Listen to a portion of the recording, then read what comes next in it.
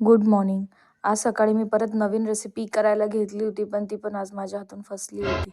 हे शेवंतीचे फुलं गेल्या बऱ्याच दिवसापासून कळ्या दिसत होत्या. आत्ताशी ते छान-छान उमलायला लागलेली आणि पुढचे 8 दिवस तरी हाच नाश्ता करायचा आहे सकाळी.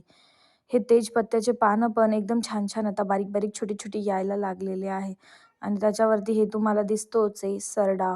हा सरडा माझ्याच बागेमध्ये जन्माला आलेला आहे.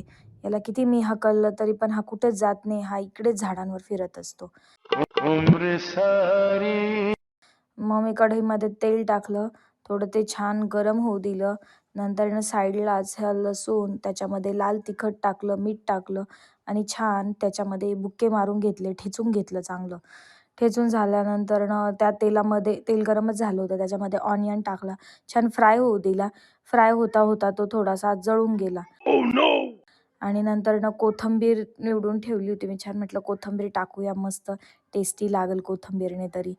थोडी कोथिंबीर घेतली छान चॉप करून. हा ऑनियन असा फ्राय करत होती.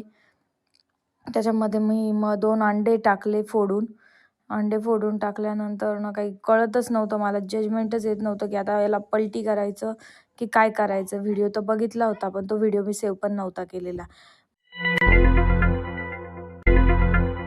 मग मी ते ठेचलेली जी मिरची होती ती अशी टाकली, त्याच्यावरती स्प्रेड करून दिली. ऑइल पण चांगलं जास्त झालेलं होतं.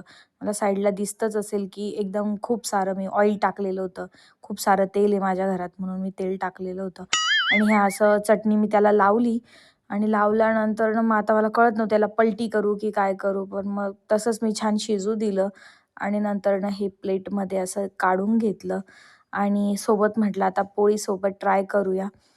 तर काही नाही, पोळीसोबत ट्राय केलं आणि वरतून थोडीशी कोथिंबीर टाकली, पण ते एकदम छान झालेलं होतं. हां, जर मी ते प्रॉपर पद्धतीने केलं असतं तर ते अजून टेस्टी लागलं असतं. हे थोडंफार जळालं नसतं. आणि ही मिठाई काही लवकर संपत नाही, तर हिची जबाबदारी मी घेतलेली आहे. नंतर संध्याकाळी सिरीज बघता बघता वालाच्या शेंगांची भाजी निवडून घेतली, कारण तशीच ती पटकन निवडल्या जाते. आजसाठी एवढंच. Thank you so much for watching. Bye.